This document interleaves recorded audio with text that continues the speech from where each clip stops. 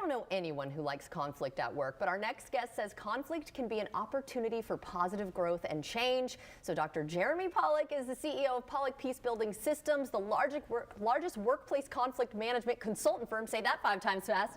Anyway, we're so excited to have you here. Thanks for joining First Coast Living. Thanks for having me. Appreciate it. Of course. Before we get into managing workplace conflict, which I'm sure a lot of people are interested in, tell us about your business, Pollack Peacebuilding Systems. Yeah, so we're an organizational consulting firm, but we're focused on conflict management and peace building in the workplace, which is sort of a new emerging field, but we're basically here to help manage and resolve and even prevent conflicts from happening in the first place. Very nice. I mean, who doesn't want that, right? So what are some of the common themes you're seeing in workplaces? Yeah, you know, there's a lot of themes that we see that are kind of creating conflict, you know, from not setting expectations correctly, from not giving feedback effectively, that sort of thing. But really, to me, it all kind of stems from the top. So the really common theme is leadership has not been trained well in leadership and sort of general management style. So it's like, if you're a manager, you're used to delegating tasks and making sure people are held accountable. But if you're a leader, you're really a person leader, and you need to understand some skill sets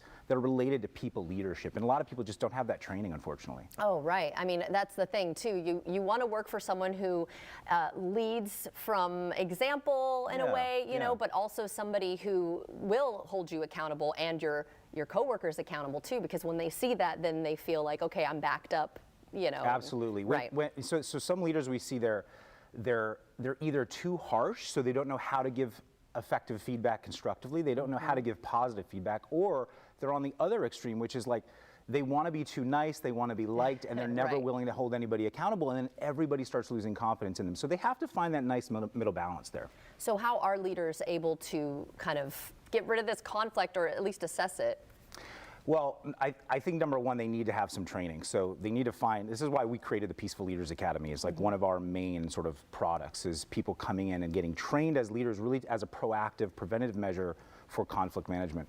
But I mean, one of the major things is setting expectations, giving feedback effectively, making sure you come from the heart, you lead from the heart, you lead as a servant leader or a coach leader, not as like what some people call a transactional or an authoritarian leader or something like that. Right. Yeah. Okay. I think that's what I hope I relayed that message. That's kind of what I was feeling from you, like leading by example, but yeah, also from that team aspect as well, because we all work together. Absolutely. And we don't want that conflict daily, right? So how can leaders have difficult conversations with their team members in a healthy way? How do you suggest? So that's a good question. Feedback is absolutely necessary. We need to give people feedback on a regular basis. It needs to be positive feedback. It also needs to be constructive feedback. One thing I'll say is there's been a lot of good data that suggests we need to be giving positive feedback, or at least have positive interactions with our team at least 5 to 6 times as much as we give constructive or critical feedback. So we really need a good trust bank built up. Once we do want to give constructive feedback, we use a particular sequence called BEAR, which is behavior, effect, ask, and request.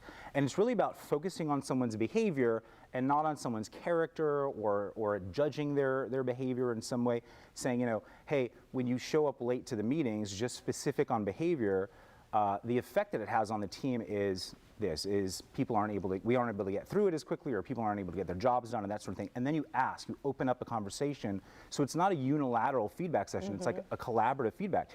What's going on with you? Like, why aren't you showing up late? Or why did you miss the deadline? Is there anything going on? Can we support you in some way? Let them talk for a moment, and then you can get to a place where you can start making a request about what would I like to see in the future and that sort of thing. So it's really important to separate out behavior from our judgment of that behavior. And you just saying it in that different way automatically made my central nervous system relax a little bit. Not that I'm heightened right now, but it is interesting how you said, is there any way we can support, is everything okay at home? You know, that was just a really nice way. So how can we translate this to our home lives? You know, it's a good question, and I get this asked a lot. I think these skills are so applicable in all walks of life. You can use this at home, you can use this in your community, you can use this with your neighbors as well as in your organizations. Being able to separate people's behavior from the interpretation or the effect that it's having, and keeping those two things separate. So when you say to your spouse or when you say to your neighbor, hey, when you do that thing, here's how it affects or here's how it impacts me. What's going on for you? What's your experience like? And opening that up so they can feel heard too.